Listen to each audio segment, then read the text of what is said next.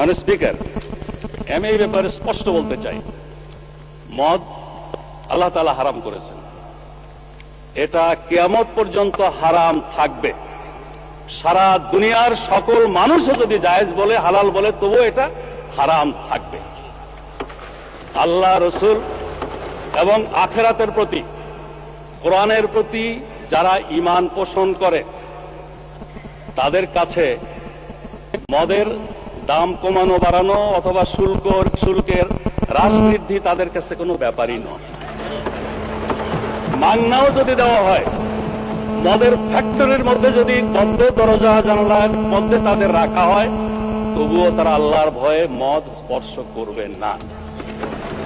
মানে স্পিকার, আমি তাদের উদ্দেশ্যে বলতে চাই, তারা যদি সত্যি এটা নিয়ে রাজনীতি না করতে চান, আন্তরিকভাবে মদ বন্ধ হোক এটা চান, তাহলে মদ বন্ধ তো ইসলামী অনুশাসন পুরোপুরি চালু ছাড়া হতে পারে না।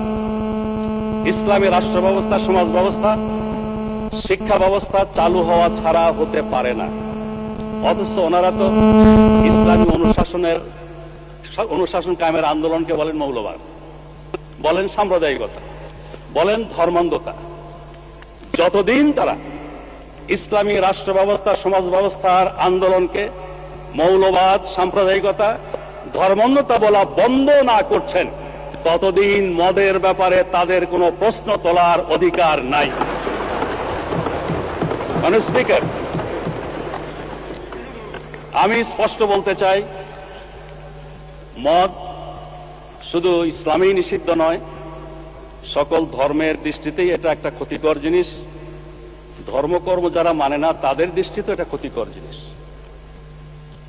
কিন্তু শুধু আইন করে এটা বন্ধ করা সম্ভব নয়। 1920 সনে আমেরিকা কংগ্রেসের সিদ্ধান্তের ভিত্তিতে এবং সংখ্যাগরিষ্ঠ জনগণের ঐক্যমতের ভিত্তিতে মদ নিষিদ্ধ করেছিল।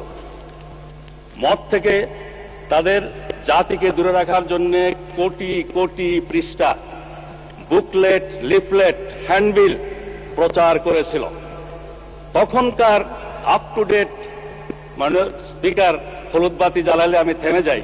আমাকে নিয়ে অনেক কথা হয়েছে, আমার দলকে নিয়ে অনেক কথা হয়েছে এই পার্লামেন্টে, সেগুলোর জবাব দেওয়ার সুযোগটা অন্তত আমাকে দেবেন মানে স্পিকার, আমি আশা করি।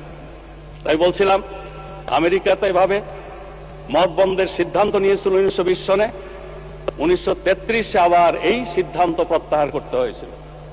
এই সিদ্ধান্ত কার্যকর করতে গিয়ে 200 লোক নিহত হয়েছিল, 5 লক্ষাধিক লোককে কারাবন্দী করা হয়েছিল এবং লক্ষ কোটি কোটি ডলার জরিমানা করা হয়েছিল, সম্পত্তি বাজেয়াপ্ত করা হয়েছিল। তারপরে এটা বন্ধ হয়নি। মানে স্পিকার, এই ব্যাপারে আরেকটা পিকচার আমি আপনার সামনে আনতে চাই।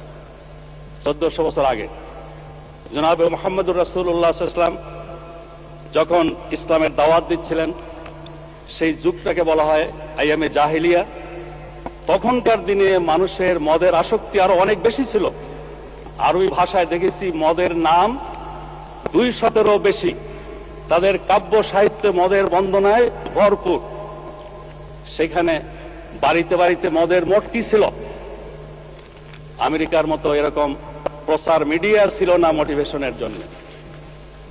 কিন্তু ইমানি শক্তি, আল্লাহ, রসুল, আখিরাতের প্রতি বিশ্বাস এমন একটা শক্তি, এই শক্তির বলে সেদিন পর্যায়ক্রমে মানুষকে তৈরি করে নিয়ে যে মদ নিষিদ্ধ করা হয়েছিল। আজকেও মুসলিম বিশ্বের সংখ্যাগরিষ্ঠ মানুষ আইনের কারণে নয়, আল্লাহর ভয়ে মদ থেকে দূরে থাকে। ঘটনাটি একটু আপনাকে বলি। মানে স্পিকার, ইমানের দাওয়াতের পর স্বাভাবিকভাবেই মানুষের মনে প্রশ্ন জাগলো, আমরা আল্লাহ, রসুল, আখিরাতে বিশ্বাসী, আল্লাহ এবং রসুলের হুকুম মানি, এই মদের ব্যাপারে আল্লাহ এবং রসুলের হুকুমটা কি? তারা প্রশ্ন করল। আল্লাহ বলছেন, ইয়াসআলুনাকা আনিল খামরি ওয়াল মাইসির কুল ফীহিমা ইসমুন কাবীর ওয়া মানাফিউল লিন-নাস ওয়া ইসমুহুমা আকবারু মিন নাফইহিমা। তোমাকে প্রশ্ন করে এরা মদ এবং জুয়া সম্পর্কে। বলে দাও হে মুহাম্মদ, এর মধ্যে সাংঘাতিক ক্ষতিকর দিক আছে, আবার কিছু কিছু উপকারিতাও আছে। তবে উপকারিতার পরিমাণটা অনেক বেশি। এটার ফলেই অনেকে অপকারিতার পরিমাণ অনেক বেশি, ক্ষতির পরিমাণ অনেক বেশি। এটার মধ্যে যে মেসেজ ছিল, বুদ্ধিমানেরা এটার ভিত্তিতে মদ ছাড়া শুরু করলো। সেকেন্ড স্টেজে এসে বলা হলো, লা তাকরাবুস সালাহ ওয়া আনতুমুস সুকারা, মদের নেশা থাকা অবস্থায় নামাজের কাছেও যেও না।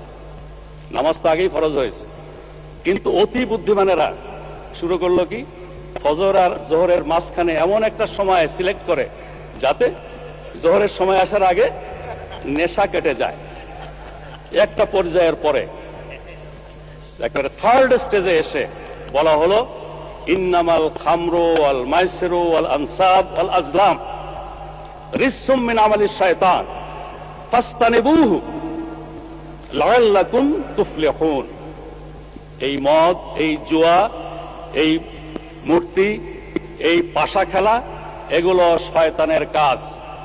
তোমরা এগুলো বর্জন করো, এগুলো থেকে বিরত হও, যাতে করে তোমরা সফল কাম হতে পারো। এই অ্যানাউন্সমেন্টের সাথে সাথে মদের পেয়ালা কারো মুখের কাছে ছিল, ফেলে দিয়েছে। কেউ খাওয়ার পরে মুখে আঙুল দিয়ে বমি করে দিয়েছে। বাড়িতে যেই সঞ্চয় ছিল এগুলো সব মটকি টটকি ভেঙে দিয়েছে, মদের স্রোত বয়ে গেছে। এরপরে আর এই মদকে আজ পর্যন্ত হালাল করার কোনো প্রয়োজন হয়নি। আওয়ামী লীগের বন্ধুরা যদি সত্যিই আন্তরিক হন মদের ব্যাপারে, তাহলে আসুন আমাদের সাথে ইসলামী রাষ্ট্র প্রতিষ্ঠার আন্দোলনে শরীক হন। ইসলামী সমাজ ব্যবস্থা, ইসলামী বিচার ব্যবস্থা, শরিয়া আইন কায়েমের আন্দোলনে শরীক হন। তাহলে এই কথা বলবেন, না হলে এই কথা দয়া করে বলবেন না।